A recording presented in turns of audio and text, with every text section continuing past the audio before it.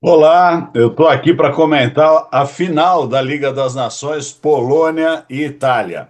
Mais especificamente, aquele segundo set que gerou um bafafá danado no mundo do voleibol por causa de um erro da comissão técnica da seleção italiana que colocou a equipe em quadra de uma forma totalmente amalucada. E é isso que a gente vai falar. Porque muita gente comentou na televisão, nas redes sociais depois, que a Itália tinha trocado o ponteiro com o oposto, mas não foi só isso. Foi uma lambança muito maior, que acabou custando aquele set, acabou custando o estado de ânimo dos atletas e, na minha opinião, acabou custando o título. Eu trouxe aqui alguns slides e estou compartilhando aqui a tela para ficar mais claro como que a gente pode compreender o que aconteceu, essa confusão toda aí da comissão técnica da Itália na final da Liga das Nações. As posições de quadra: posição 1, 2, 3, 4, 5, 6, o rodízio. Essa ordem aqui, que é regra, né, do voleibol, uma das principais regras, faz com que aconteça o seguinte: quando esse jogador aqui, o que está na posição 2, vem para o saque, automaticamente o que está na posição 5, com o rodízio, vai para a rede. Então, quando a gente chega no voleibol jogado no nível que a gente assiste na televisão, Liga das Nações, final, Polônia e Itália, a gente tem que ter as funções dos atletas distribuídas dessa forma. Um jogador que faz a mesma função que o outro tem que estar em posição cruzada. O 2 e o 5, o 3 e o 6, o um e o 4. Por quê? Porque quando um for para o fundo, o outro entra na rede e a equipe continua equilibrada. Quando a gente joga o 5-1, que é o sistema que todas as equipes de alto nível hoje praticam, a gente tem essa distribuição.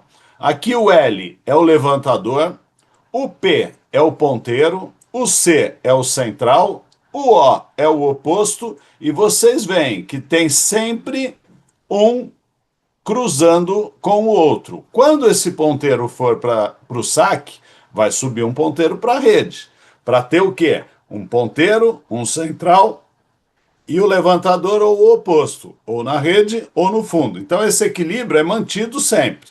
E as equipes desse nível, para se organizar taticamente, principalmente para receber o saque, eles jogam dessa forma. O levantador, se ele estiver na posição 1, o ponteiro tem que sair na posição 2. E é esse ponto que pouca gente percebeu naquele segundo set.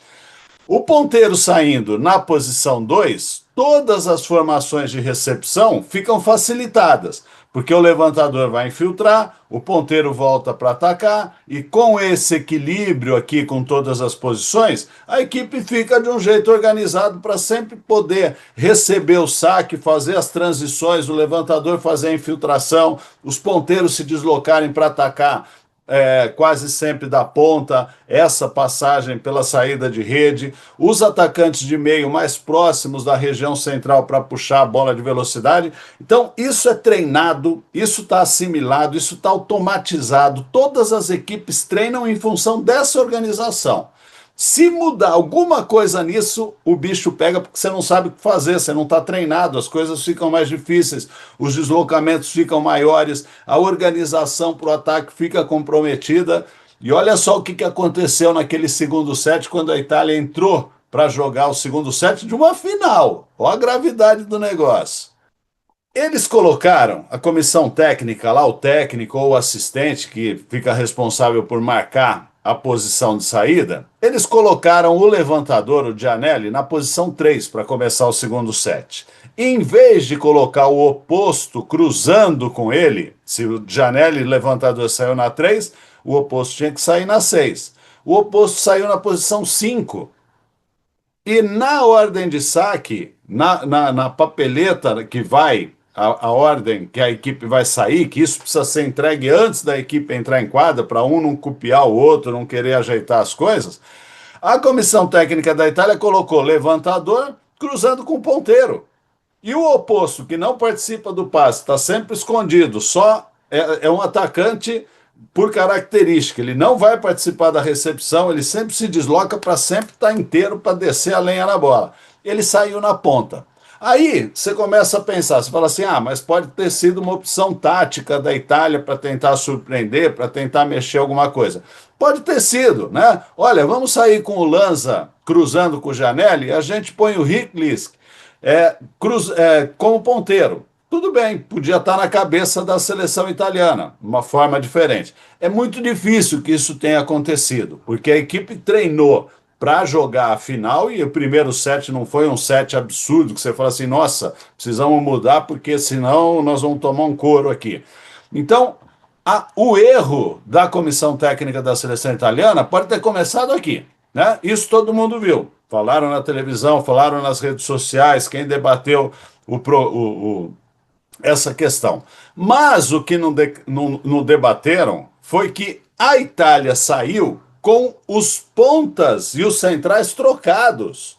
Quem era para sair na frente do levantador, como a gente acabou de ver, né, na posição 2, se o levantador estivesse na posição 1, e nesse caso, quem sairia na posição 4 se o levantador saiu na posição 3, tinha que ser um ponteiro, para aquela estrutura toda continuar, para o time conseguir se organizar para receber o saque polonês, que vamos convir, né? É um saque de respeito, um dos mais fortes do voleibol internacional hoje. E aí o que aconteceu? Central na frente do levantador. O outro central cruzando com ele, saindo no saque. E o ponteiro que sobrou, que foi o Micheletto, saindo na posição 2. Toda aquela estrutura de levantador, ponta, central foi quebrada. Isso faz com que o sistema de recepção, a organização da equipe para receber o saque fique totalmente desconjuntado.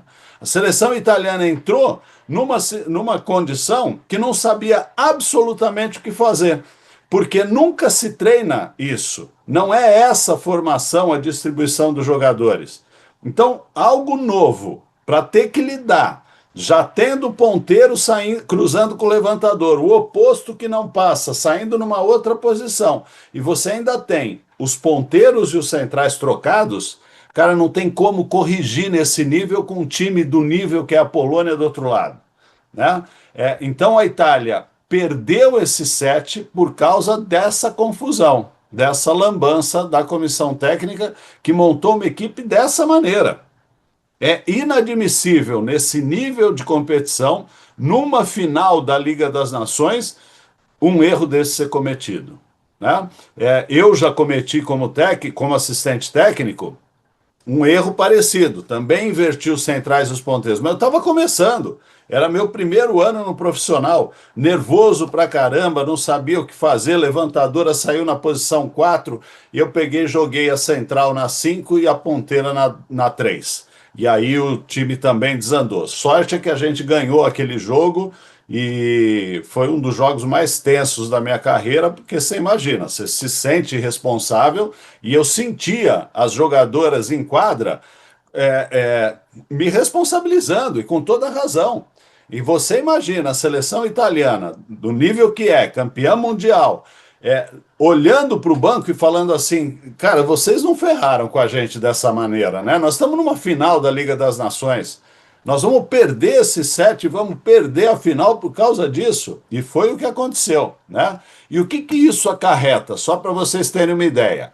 Vou pegar aqui o exemplo da posição 5, quando o levantador está na posição 5. Se o time tivesse saído organizadinho, olha só, o central está aqui na posição 4. O líbero, que entrou no lugar do central, que estava na posição 1, está aqui arrumadinho para passar. O oposto, que não tem nada a ver com a recepção, está encostadinho aqui para atacar da saída. O ponteiro, que está aqui no meio da rede, na posição 3, volta para passar, já está mais perto da posição 4 para atacar. E o outro ponteiro está na posição 6, passando e se apresentando para a pipe. O levantador da 5, olha o trajeto que ele faz. Rapidinho, né? Rapidinho. Levantou a bola lá para sacar, conforme as novas regras, pum, correu, já espera na posição dele, central se deslocou para o meio, o oposto abriu para atacar da saída, ponteiro da 4, ponteiro do fundo da pipe. Beleza?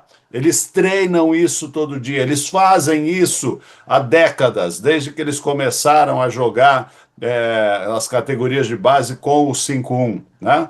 Então isso está automatizado. A hora que você muda isso, tudo se desestrutura, tudo, a cabeça do jogador, a concentração, e a gente podia ver na feição, né, dos italianos esse desespero. E o que, que aconteceu com essa posição maluca que a gente acabou de ver da Itália saindo no segundo set? Olha o que, que foi preciso fazer nesse caso da posição 5. O Gianelli, em vez de infiltrar, vou voltar ao slide, tá? Daqui, ó, com tudo organizadinho, ele precisou, para não incorrer em erro de posição, sair daqui de trás, quase do bico da quadra. Porque um saque como o do Leão, por exemplo, que é um saque fortíssimo, a linha de passe precisa voltar. Para voltar, o levantador precisa estar atrás desse cara que está na 4, que não é o central, que não é, voltando ainda o slide, esse cara que está lá na rede para facilitar essa movimentação. Então ele cruza pelo meio da quadra, um saque violentíssimo para ter que chegar lá do outro lado. O ponteiro, que devia estar o oposto aqui escondidinho, não está mais escondido. Ele tem que voltar para passar, porque o oposto tem que se esconder para atacar. Olha que absurdo, olha que confusão. E aí eu reforço a minha ideia. A Itália perdeu o campeonato por causa dessa lambança da comissão técnica. Um jogo contra a Polônia, equilibrado, difícil, com uma equipe que saca pra caramba. Fazer o segundo set como fez e a desmoralização da seleção como um todo, né? Não só da comissão técnica e de quem errou, levou isso para o terceiro set. O terceiro set foi 25-14. Título da Polônia. Não sei o que vai acontecer com a comissão técnica, né, com quem foi responsável por isso, mas a verdade é que o ambiente nunca mais fica o mesmo depois de uma derrota provocada por um erro desse.